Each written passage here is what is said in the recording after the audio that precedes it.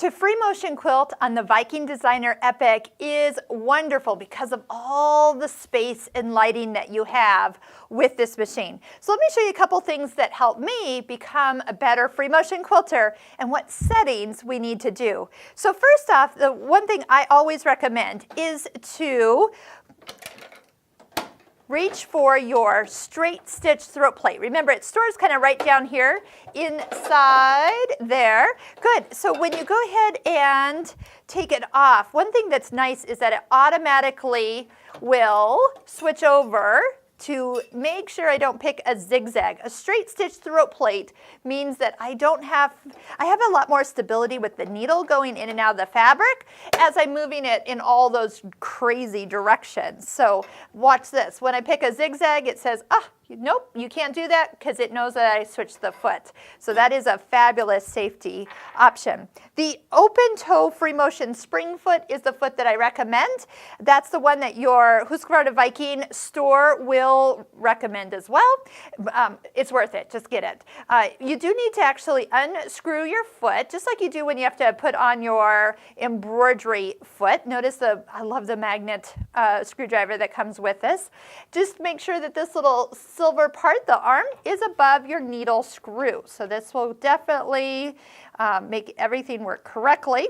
And then after we get this all screwed in and tightened into position, you want to make sure that you set the machine for free motion stitching, and that's what is going to lower the feed dogs down. So that option is right here. Sometimes it looks like a pile of spaghetti for me. Don't ask me why, but that's what brings up your free motion options, and you are selecting for the first one, the free motion spring action, or the sensor Q foot. So you could use the sensor Q foot. That's the embroidery foot if you don't have this. The only better part here is that you can see where you're going. It's all cut out in the front part of this. The other thing that I've done is I've gone ahead and put a variegated thread in the needle and a solid color in the bobbin, and that's so we can show you tension-wise what we're looking for adjustment should you need to balance out the stitch. Because a lot of times you do want to use a different weight of thread in your needle and you don't want to use that in your bobbin. So there is going to be some type of balance that can happen.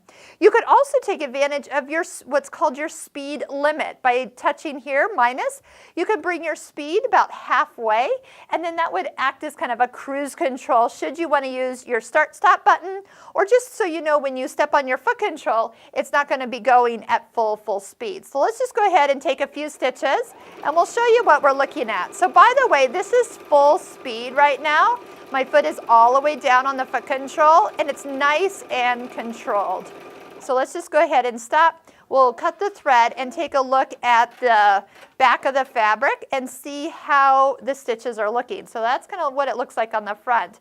So it actually looks really good. It actually looks like I'm getting more of my pink thread, my bobbin thread, up to the top than what I would want. So I am actually going to go the opposite way. I'm going to loosen the top a couple notches.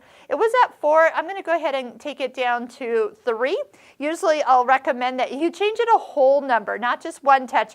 You may or may not actually see any difference. So let's just use the start-stop button. This can kind of be an option for you. You just have to kind of know when to take your hands off of the fabric so you can push it to stop. So let's just see how the stitches are looking. I can see from the top already, I don't see any more of my pink thread coming up through there. But now I have a little too much on the back. So actually we'll find that happy medium right about somewhere in here. Should be just about right. So how do you become a better free motion quilter?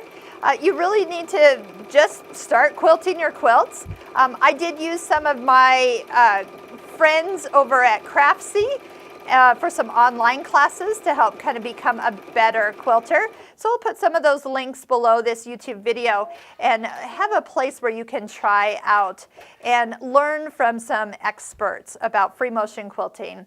All right, actually there it is. So just a few notches down to adjust it. Pretty much what you're looking for is the same look of stitches on the front as you do on the back. So you don't want too much of those little dots back here, and you definitely don't want to see it on the top. But that happy medium where you almost couldn't tell what side you stitched from, that's what you're going for. Now, when you're done free motion quilting, just go ahead and uncheck the box, and those feed dogs will come up when you are ready to sew the next time.